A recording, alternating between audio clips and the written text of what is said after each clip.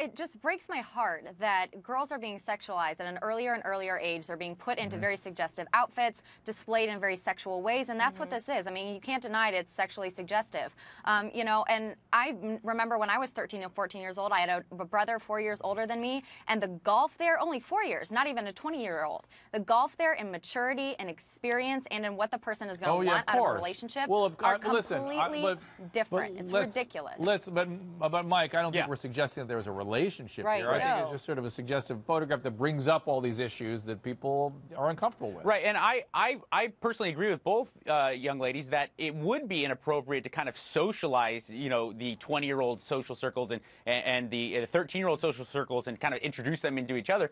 But this is clearly a close family friend, and they are just hanging out. And I kind of think that for everybody to get upset just because he's shirtless just puts a finger on why we're so kind of backwards in our view of sexuality. I mean, nothing really inappropriate is going on here. Mike, they're just kind of hanging out. Listen.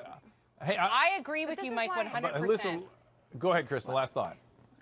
No, but this is why this is important, because young people look up to girls like her.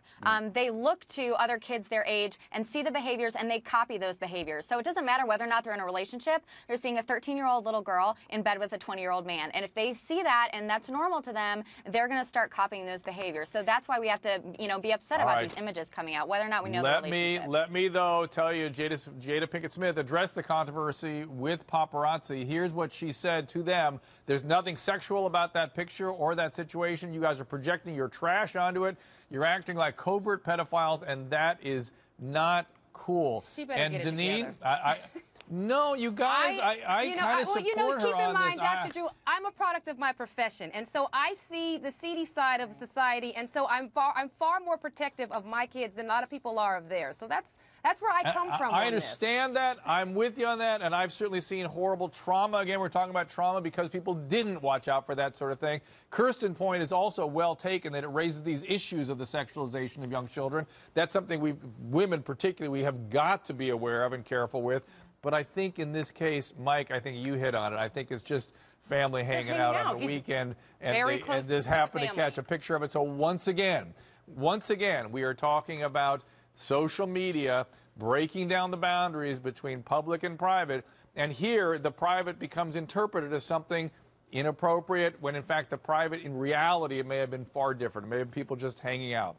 It does not diminish the fact that we've got to be aware of something I've been talking about all night, which is the issue of childhood trauma that has come up multiple times here.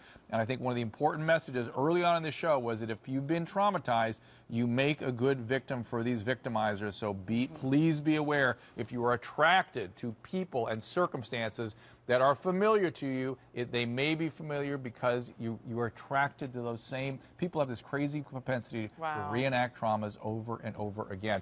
It's because we're attracted to these people and circumstances that remind us of the original perpetrators, and they, the perpetrator, take full advantage of that.